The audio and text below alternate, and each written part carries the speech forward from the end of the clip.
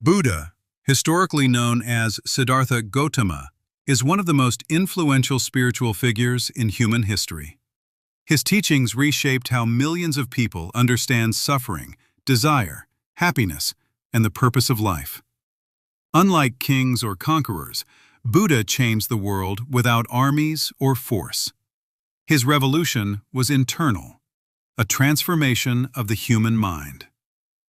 Siddhartha Gautama was born around the 5th century BCE in what is now modern-day Nepal, into a royal family of the Shakya clan. Surrounded by luxury and privilege, he was protected from pain, illness, aging, and death. According to tradition, astrologers predicted he would become either a great king or a great spiritual teacher. Determined to ensure the first outcome, his father isolated him from all forms of suffering. As a young man, Siddhartha had everything society associates with happiness: wealth, comfort, status, a loving wife, and a son.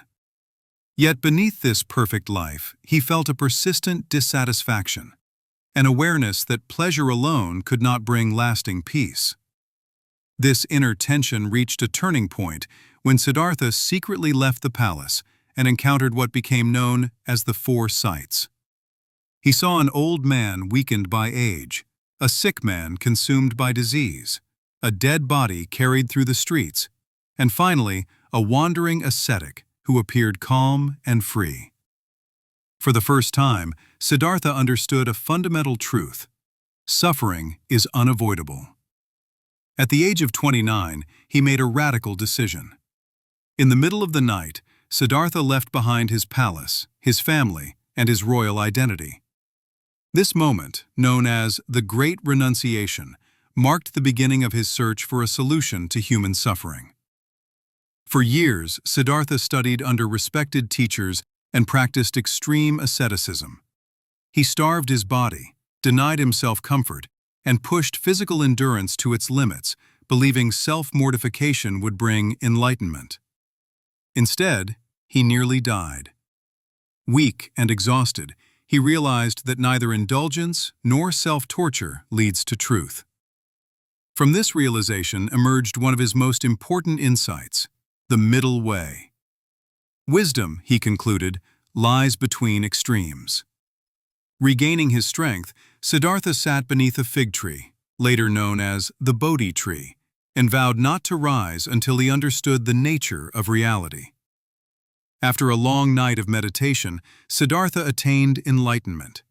He saw clearly the causes of suffering, the impermanence of all things, and the illusion of a permanent self.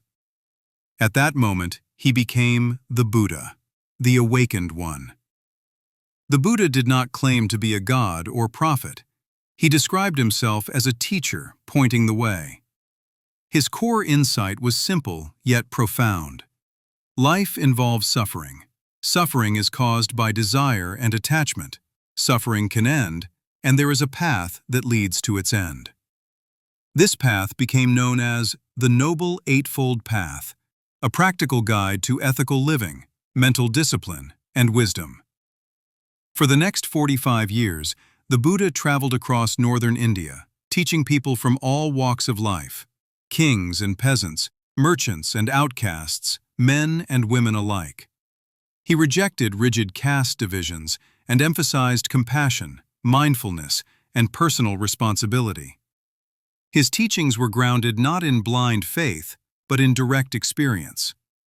The Buddha encouraged people not to accept his words out of respect alone, but to test them through their own lives.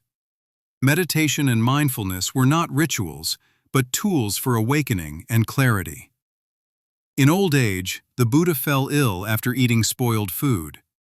Surrounded by his followers, he calmly prepared for death. His final words reminded them that all things are impermanent and that liberation comes through awareness and discipline. He passed away around the age of 80, entering parinirvana, the final release from the cycle of rebirth. The Buddha's legacy extends far beyond temples and scriptures. His teachings influenced philosophy, psychology, meditation practices, and modern approaches to mental health. Today, Buddhism is followed by hundreds of millions of people worldwide, and ideas like mindfulness and compassion have become part of global culture. More than 2,000 years later, the Buddha remains a symbol of inner freedom. He showed that liberation does not come from power, wealth, or belief, but from understanding the mind. His life demonstrates that the greatest transformation is not the conquest of the world, but the awakening of consciousness.